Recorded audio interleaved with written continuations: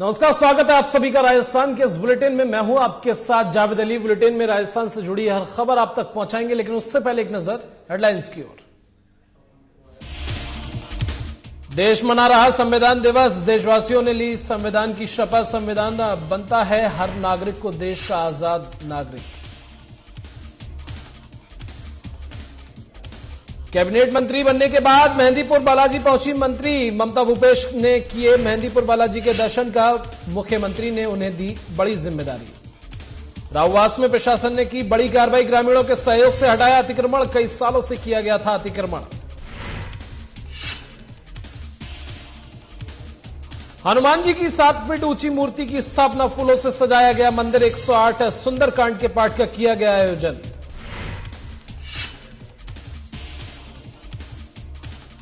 Morel बांध पर प्रवासी पक्षियों की संख्या में इजाफा, एसोसिएट प्रोफेसर सुभाषा पहाड़िया ने दी जानकारी। पक्षियों की संख्या में और इजाफा होने की उम्मीद। और खबरों की शुरुआत करेंगे भारत निर्माण राजीव गांधी सेवा केंद्र सिकंदरा में नेहरू युवा केंद्र द्वारा संविधान दिवस मनाया गया। इस मौके पर स्थानीय सरपंच राम अवतार सैनी ने बताया कि 26 नवंबर 1949 को हमारा संविधान का अंगीकार किया गया था और हर भारतीय नागरिक के लिए 26 नवंबर का दिन बेहद खास होता है। सिकंदरा पंचायत समिति जेटीओ मुकेश शर्मा ने बताया कि जब देश की संविधान सभा ने मौजूदा संविधान को विधिवत रूप से अपनाया था और यह संविधान ही है जो हमें एक आजाद देश का, आजाद नागरिक की भावना का एहसास कराता है, जहां संविधान के मौलिक अधिकार हमारी ढाल बनकर हमें हमारा हक दिलाते हैं, वहीं इसमें दिए गए मौलिक कर्तव्य से हमें हमारी जिम्मेदारी को भी याद दिलाते हैं।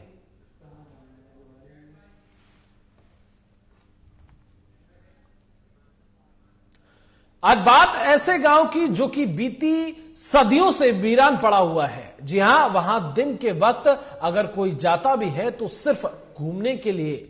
कभी हवेलियों से गुलजार रहने वाले गांव अब खंडर हो चुके हैं। रात के सन्नाटे में यहां लोगों को डर लगता है। कोई कहता है कि गांव से अजीबोगरीब आवाजें आती हैं। कुछ लोगों का मानना है कि जो भी रात में यहां आया वह वापस नहीं लौटा। लेकिन साधना प्लस न्यूज रिपोर्टर सच की तलाश में चप्पे चप्पे तक पहुंचे।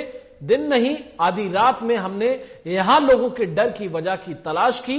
तो आइए दिखाते हैं आपको ये खास रिपोर्ट।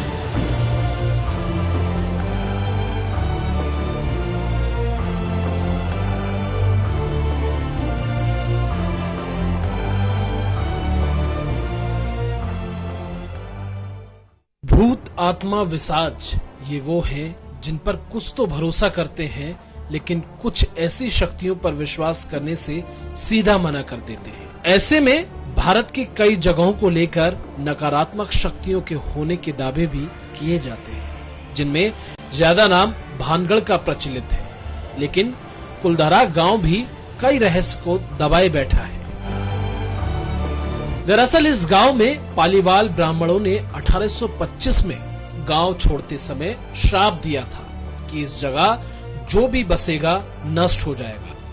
पालीवालों के 5000 परिवारों ने उस समय के जैसलमेर रियासत के दीवान सालिम सिंह के अत्याचारों से परेशान होकर गांव छोड़ा। सालिम सिंह ने 2 जैसलमेर राजाओं मूलराज और गज सिंह के समय दीवान के तौर पर काम किया।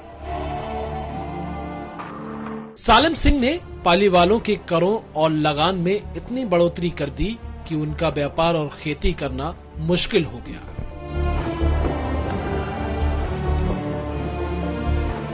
बता दें कि कर्नल जेम्स टॉड ने अपनी किताब इनल्ड एंड एक्टिविटीज ऑफ राजस्थान में लिखा है कि सालिम सिंह के अत्याचारों की वजह से ये पैसे बाला समाज लगभग स्वनिर्वासन में है और बैंकर्स अपनी मेहनत के मुनाफे के साथ घर लौटने को डरते हैं। टॉड ब्रिटिश साम्राज्य चाहते थे, वो सालिम सिंह के कुशासन की वजह से जैसलमेर रियासत से अपनी संधि तोड़ी। लेकिन 1818 की संधि सुनिश्चित करनी थी कि ब्रिटिश सेना जैसलमेर को बाहरी आक्रमणों से सुरक्षित रखेगी। टॉड ये भी लिखते हैं कि सालिम सिंह ने साजिश के तहत पालीवालों की संपत्ति को कम किया।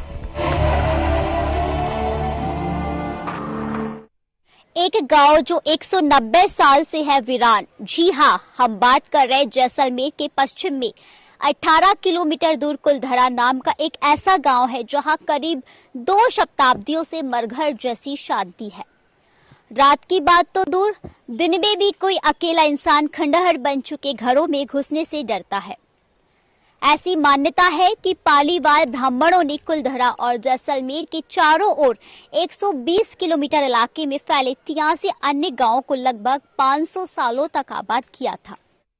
टॉड कहते हैं कि गज सिंह के पहले 2 साल के शासन यानी 1820 और 21 में ही 14 लाख रुपए की संपत्ति अर्जित की गई। वहीं पालीवाल ब्राह्मण उस समय की सिंध रियासत जो अब पाकिस्तान में है और दूसरे देशों से पुराने सिल्क रूट से अनाज, अफीम, नील, हाथी दांत के बने आभूषणों और सूखे मेवों का ऊंट से कारवां का व्यापार करते थे। इसके अलावा वो कुशल किसान और पशुपालक थे।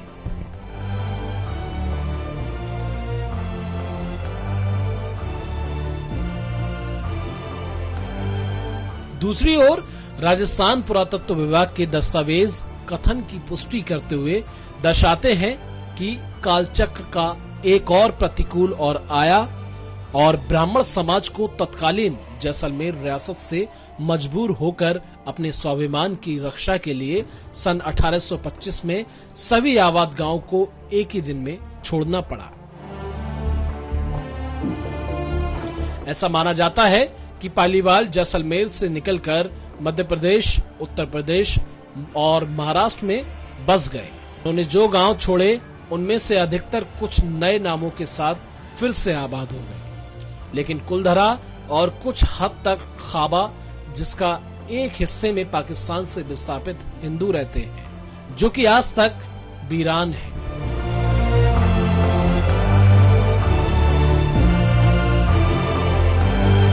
बता दें कि 2 दशक पहले राजस्थान सरकार ने उस समय कुलधरा और खाबा को अपने अधिकार में ले लिया, जब 3 विदेशी पर्यटक कुलधरा में गुप्त खजानों की खोज करते हुए पकड़े गए। वहीं भारतीय पुरातत्व विभाग ने दोनों स्थानों को संरक्षित स्मारक घोषित किया है।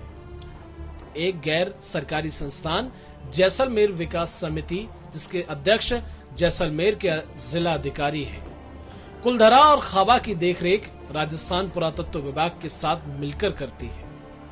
कुलधरा में 600 से अधिक घरों के अवशेष, एक मंदिर, 1 दर्जन कुएं, 1 बावली, 4 तालाब और आधा दर्जन छतरियां हैं। घरों के अंदर हिस्सों में पालीवालों ने तहखाने बनाए थे, जहां संभवतः वो अपने आभूषण, नकदी और अन्य कीमती सामान रखते होंगे। बता दें कि पैरानॉर्मल सोसाइटी ऑफ इंडिया के गौरव तिवारी, जो 17 से ज्यादा बार कुलधरा और खाबा जा चुके हैं, बता दें कि उन्होंने वहां अपने इलेक्ट्रॉनिक गैजेट्स पर आत्माओं की उपस्थिति दर्ज की है। लेकिन जैसलमेर विकास समिति के द्वारपाल पद्मराम इसका खंडन करते हैं। जल्दी से कान की बताया कि पूरे समय में क्या लड़ाई लगी थी, बम गिरा, देखो कि लोग मर गए, भाग गए, रुपया सो हो गया। हमारी ऐसी कहानी नहीं, हम टीका शुद्ध कथा सुनाएंगे जी। समथिंग आप जो आपकी आत्मा से करा हम आप कहानी सुनी चाहो। कहाँ से पधारे आप? इसकी कथा, इसकी कहानी बहुत पुराने समय से जी, जो आप पधारे, इस गांव का नाम कुलधरा है। कुलधर जैसे हमारे जैसलमेर जिले में 100 किलोमीटर के बीच में हुक्म से 84 सीटियाँ थी। हमारी भाषा में समझते रहना जी, मैं आपको टीका शुद्ध कथा सुना दे। 84 गांव जाति के पालेवाल ब्राह्मण लोग थे जी, पालेवाल ब्राह्मण। राजा महाराजा का टाइम था। उस समय में अभी के जैसा समय नहीं था, सच्चा समय था। तो अपनी अपनी गोती के सच्चे धर्म रहते, इसे समय भी सच्चा था जी। इसकी कथा को मैं कितने समय हो गया, 400 साल, बहुत पुराने समय से हमारे जैसलमेर आज भी ठाकुर जी की दया से हमारा पोता मौजूद। वो जाति का है भाटी राजपूत ठाकुर जी जैसलमेर दरबार साहब। उसका दियोन रखा था सालम सिंह नाम करके हवेली जी बाजार में।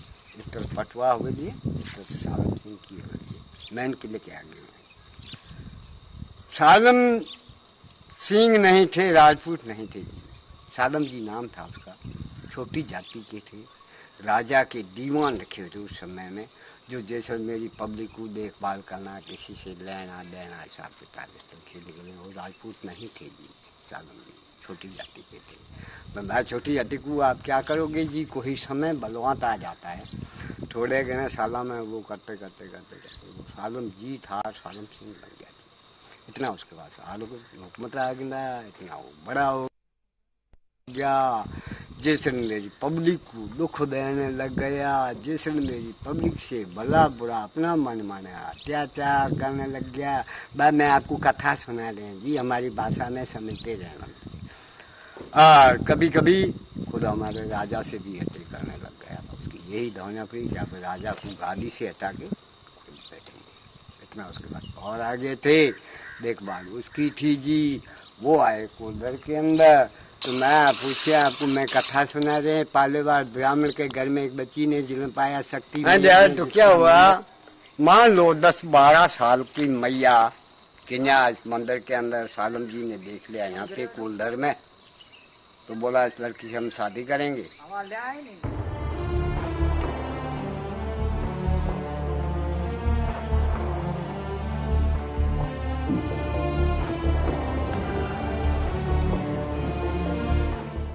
साधना प्लस के लिए जयपुर से पूजा जोशी के साथ जयंत शर्मा की रिपोर्ट।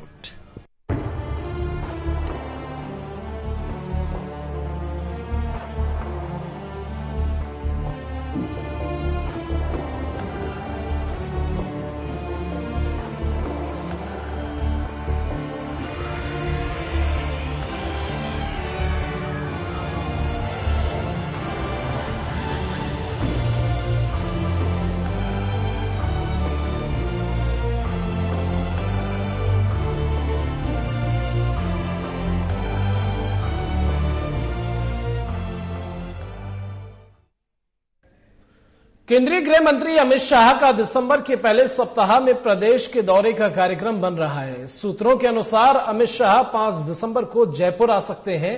प्रदेश बीजेपी लंबे समय से उनका समय मांग रही थी। पहले उम्मीद की जा रही थी कि वो नवंबर में आएंगे, लेकिन शाह का समय तय नहीं हो सका। अब 5 दिसंबर को उनका आना तय हो चुका है। पार्टी सूत्रों के अनुसार बीजेपी अगले महीने प्रदेश कार्य समिति की बैठक करेगी। ये बैठक 4 और 5 दिसंबर को जयपुर में होगी। 5 दिसंबर को बीजेपी एक जनप्रतिनिधि सम्मेलन भी करेगी। उन्होंने बताया कि जनप्रतिनिधि सम्मेलन में पंचायत समिति सदस्यों, पार्षदों, जिला परिषद सदस्यों, प्रधान जिला प्रमुख, नगर पालिका और नगर परिषद के साथ ही नगर निगमों के अध्यक्षों, विधायकों, सांसदों के साथ ही अन्य जनप्रतिनिधियों को बुलाया गया है। शाह के जयपुर आगमन पर एयरपोर्ट से कार्य समिति स्थल तक जगह जगह स्वागत कर भव्य रोड शो की तैयारी की जा रही है।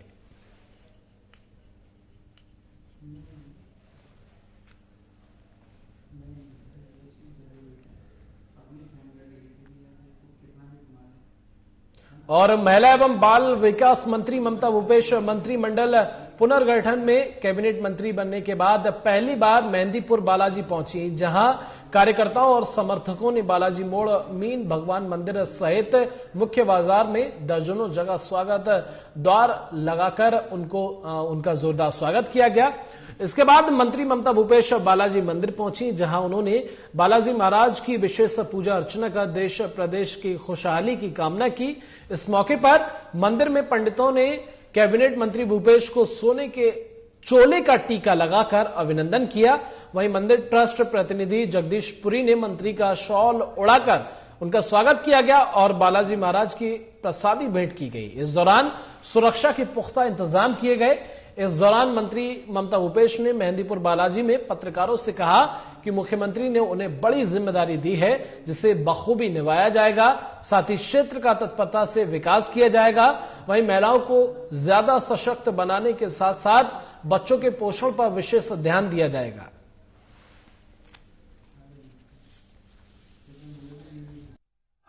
जोड़ी रहेगी और हमारी प्राथमिकता है कि कांग्रेस सरकार के माध्यम से संपूर्ण राजस्थान के अंदर हम विकास करें। जनता ने जिस भावना के आधार पे हमें मैंडेट दिया, हमें समर्थन दिया, बहुमत दिया, उनकी भावनाओं पे हम खरे उतरे और मुझे लगता है कि 3 वर्षों के कार्यकाल में राजस्थान की जनता कांग्रेस की सरकार के प्रति अपना समर्थन भी रख रही है, खुश भी है, क्योंकि देखने को मिल रहा है जिस तरह से उपचुनाव हो रहे हैं लगातार और विधानसभा के उपचुनाव के अंदर कांग्रेस की जीत हो रही है। भारतीय जनता पार्टी तीसरे चौथे नंबर पे जा रही है, जमानत तक जब्त हो रही है।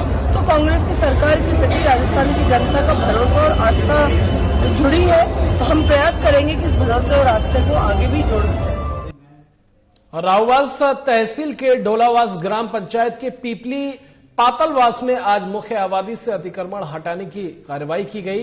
प्रशासन और सरपंच प्रतिनिधि सहित ग्रामीणों के सहयोग से ये कार्रवाई की गई। पिछले कई सालों पीपली पातलवास राजकीय प्राथमिक विद्यालय के पास भूमि से अतिक्रमण हटाने की कार्रवाई देर शाम तक चली। इस दौरान भारी पुलिस बल मौजूद रहा।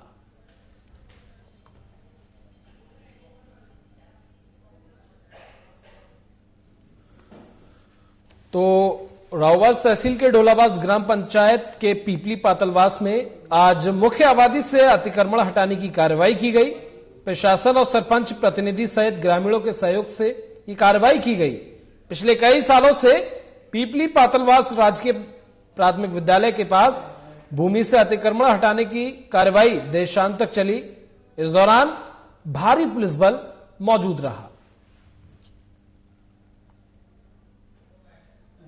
ये मुख्य आबादी पीपली पातलवास की जो जमीन थी सरकारी, उस पर अतिक्रमण हो रखा था। तो पिछले कई सालों से प्रयास कर रहे थे इसको अतिक्रमण मुक्त करवाने के लिए। तो आज जाकर इसको प्रशासन की मदद से अतिक्रमण मुक्त करवाया जा रहा है। तो इसके लिए मैं सरपंच साहब का बहुत बहुत धन्यवाद अदा करता हूँ। धन्यवाद। पीपली पातलवास गाँव में 3 बीघा पक्की भूमि आबादी का निर्माण कर रखा था। अतिक्रमण जिनको आज प्रशासन से गांव वाला का सहयोग से बिल्कुल मुक्त करा दिया। और मामला बांदीकुई उपखंड क्षेत्र के धबापा कला गांव से है, जहां सैकड़ों साल पुराना भगवान राम जानकी का मंदिर है जो गांव के बीचों बीच स्थित है। इस मंदिर के पीछे की जमीन खाली पड़ी हुई है। वहीं पुजारी की आर्थिक स्थिति कमजोर होने के चलते वो इस खाली पड़ी जमीन पर 4 दीवारी नहीं बना पाए हैं। अब इस मंदिर परिसर की भूमि पर समाज के कुछ विशेष लोगों की अतिक्रमण करने की नीयत बनी हुई है और वो लगातार पुजारी पर दबाव बनाकर उस जगह पर अतिक्रमण करना चाहते हैं। और ये लोग अब अपनी हरकत से बाज नहीं आ रहे हैं। लोग इतना गिर चुके हैं कि वो मंदिर परिसर की खाली जमीन पर कचरा फेंक रहे हैं और पुजारी के लाख मना करने के बाद भी इस तरह की हरकत करने से वो बाज नहीं आ रहे हैं। वहीं इसकी शिकायत कई बार पुजारी ने संबंधित थाने में की, लेकिन फिर भी पुजारी को डराया गया, धमकाया गया। कोई भी किसी तरह का पुजारी को आश्वासन नहीं दिया गया।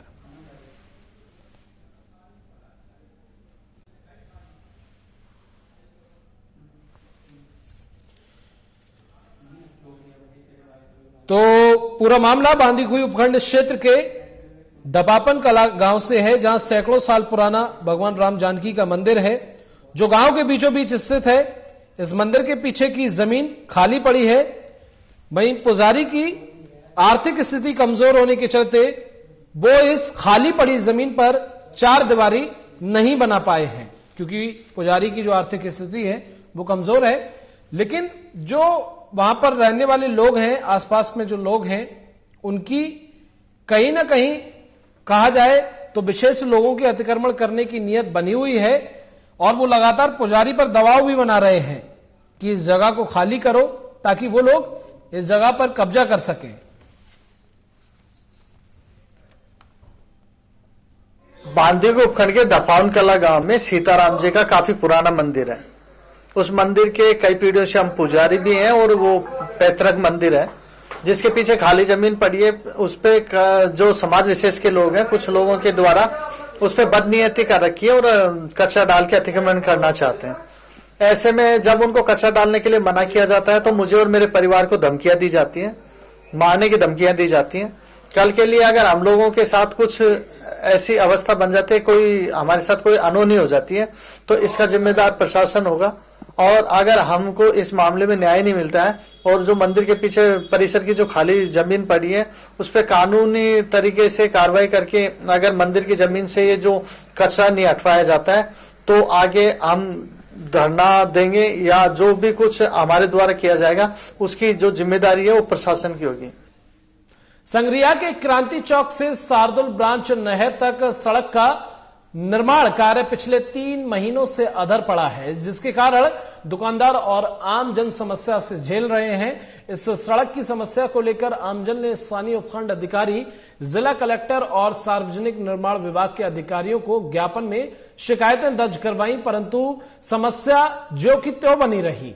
ये रोड गंगानगर और पंजाब स्टेट राजस्थान राज्य और सैकड़ों गांव से जोड़ता है और रात दिन में सैकड़ों वाहनों का आवागमन रहता है और वाहनों के कारण दिन भर उड़ती धूल से दुकानदार और इस सड़क के कई वार्डों के लोग परेशान हैं। 8 नवंबर को जिला स्तरीय सुनवाई जिला हनुमानगढ़ ने सुनवाई की और अधिकारियों को सख्त निर्देश भी दिए, मगर 2 सप्ताह बीत जाने पर भी सड़क का निर्माण कार्य शुरू नहीं हुआ। सड़क की खस्ता हालत होने के कारण आए दिन दुर्घटनाओं का भय बना रहता है। पूरा रोड क्रांति चौक से लेकर सादुल ब्रांच पुल तक 6-7 वर्षों से सड़क टूटी पड़ी है। प्रशासन कोई ध्यान नहीं दे रहा।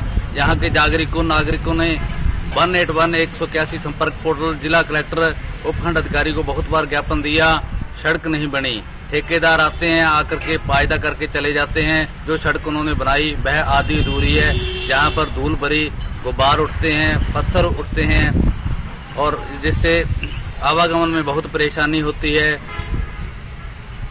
8 तारीख को जिला कलेक्टर के यहाँ जन सुनवाई में जन अभाव सतर्कता समिति में मेरे प्रार्थना पत्र पर कलेक्टर साहब ने गौर किया। कलेक्टर साहब ने सख्त से सख्त आदेश दिए, मगर ठेकेदार ने उनकी भी नहीं सुनी। उधर बांदीकुई के 2 अलग अलग सड़क हादसों में 5 लोग घायल हो गए। इनमें से 3 घायलों को जयपुर रेफर किया गया। पहला हादसा दिल्ली मुंबई एक्सप्रेस वे पर प्रतापपुरा गांव के पास हुआ, जहां निर्माणाधीन हाईवे के लिए रेलिंग लेकर जा रहा तेज रफ्तार ट्रैक्टर अनियंत्रित होकर पलट गया। वहीं दूसरा सड़क हादसा बसवा थाना क्षेत्र के काटरवाड़ा गांव के पास हुआ, जहां ई रिक्शा और बाइक में आमने सामने भिड़ंत हो गई। इसमें बाइक सवार 2 लोग घायल हो गए। पुलिस ने घायलों को बांदीकुई अस्पताल में भर्ती कराया, जहां से दोनों को पहले दौसा जिला अस्पताल और उसके बाद जयपुर रेफर किया गया। अस्पताल चौकी प्रभारी बाबूलाल मिश्रा ने बताया कि दोनों सड़क हादसों में गंभीर घायल 3 लोगों को जयपुर रेफर किया गया है।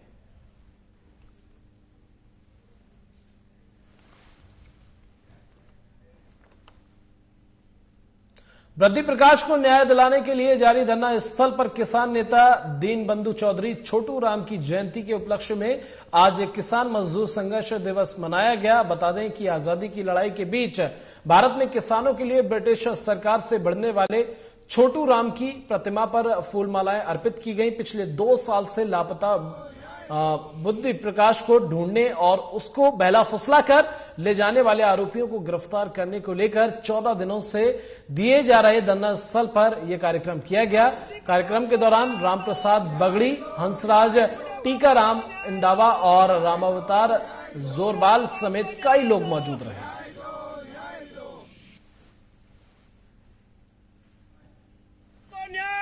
आज एक किसान नेता है, तो जैसे ये हम धरना दे रहे हैं वैसे इन्होंने भी किसानों की और जमीनों के लिए बहुत लड़ाई लड़ी है। आज इनको हम सब याद कर रहे हैं, पूरा देश याद करेगा और संघर्षशील जीवन आदमी को आगे बढ़ाता है। न्याय की लड़ाई इन्होंने लड़ी, वैसे हम सब न्याय की लड़ाई लड़े जाएंगे।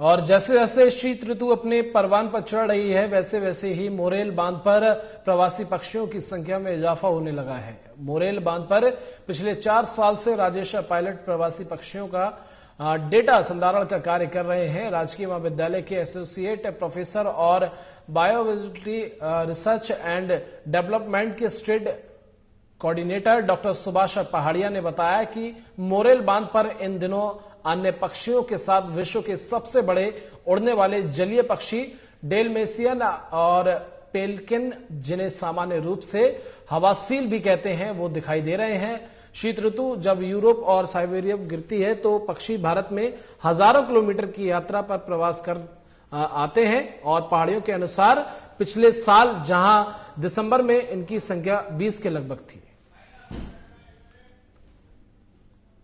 और इसी के साथ राजस्थान के इस बुलेटिन में बस इतना ही। नमस्कार।